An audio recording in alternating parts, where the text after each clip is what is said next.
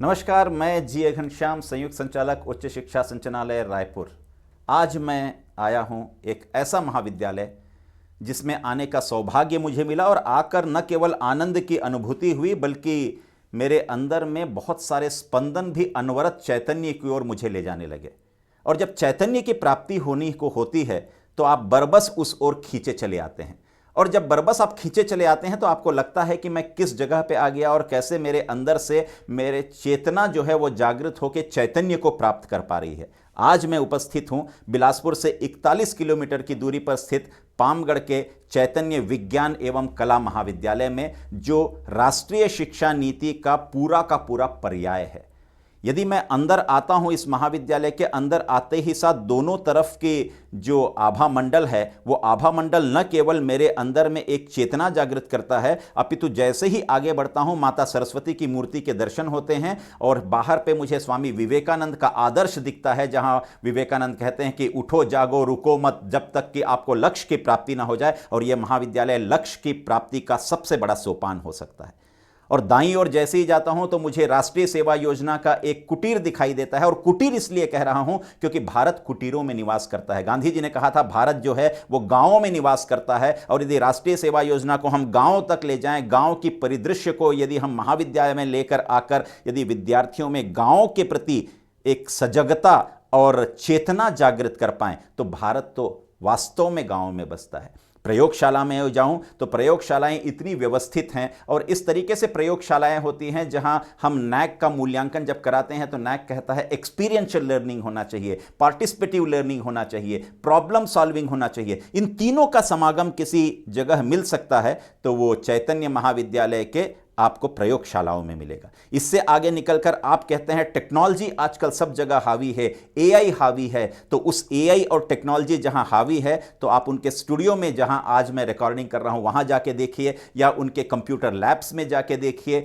या उनके ICT rooms में जाकर देखिए, आपको टेक्नोलॉजी दिखेगी। और जैसे ही उन सबको देखते हुए आप आगे बढ़ते हैं तो आप जाइए, पूरा का पूरा एक गांव जैसा माहौल आपको दिखाई देगा, जहां हमर चिन्हारी के जैसा पूरे कुटीर बने हुए हैं या मिट्टी के घर बने हुए हैं। उन मिट्टी के घरों में आपको पुराने जो छत्तीसगढ़ के लोग जिस तरीके के चीज़ों का उपयोग करते थे, या मैं कहूं कि खाना बनाने के लिए जिन चीज़ों का उपयोग करते थे, हल का उपयोग करते थे, ढेकी का उपयोग करते थे, वो सभी शाश्वत जीवित हो जाता है। और ये न केवल जीवित होता है बल्कि आप उसको करते हुए देख सकते हैं। और ठीक उसके बगल में